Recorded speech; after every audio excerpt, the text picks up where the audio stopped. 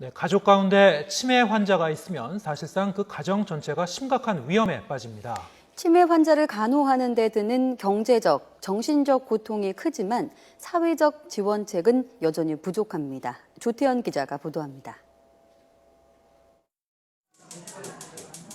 지난 2011년 어머니의 치매 사실을 알게 된 김모 씨.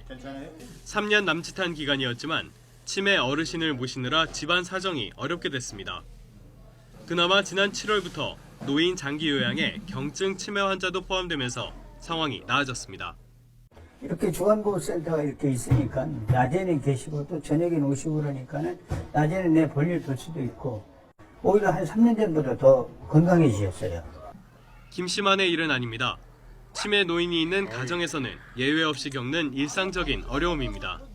집안에만 있으면 괜찮은데 문을 열고 나가셔서 길을 잃어버리신 경우가 그런 경우 정말 힘들어하시죠. 이처럼 가족 중 누군가 치매를 앓게 되면 그 가정 전체가 경제적, 시간적, 정신적으로 심각한 어려움에 빠지곤 합니다.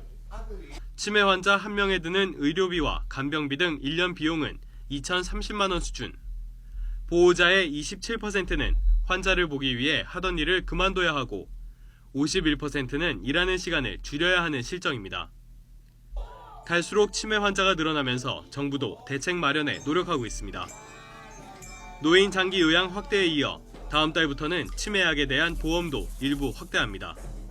치매를 발생시키는 요인에 대해서 사전 관리를 철저히 강화하고 보건소 무료 치매 조기 검진을 확대하여 치매를 조기에 발견하고 적절히 치료함으로써 하지만 여전히 실질적인 복지 혜택은 부족한 수준입니다. 특히 경제적인 부담이 가장 큰 치매 진료와 간병인, 재활에 대해서는 여전히 보험 적용이 안 됩니다. 이미 우리 사회에 큰 문제가 됐고 노령화가 심해지는 미래에 더 큰 위협이 될 치매. 이를 극복하기 위한 대책과 지원은 더 이상 미룰 수 없는 과제가 됐습니다. YT의 조태현입니다.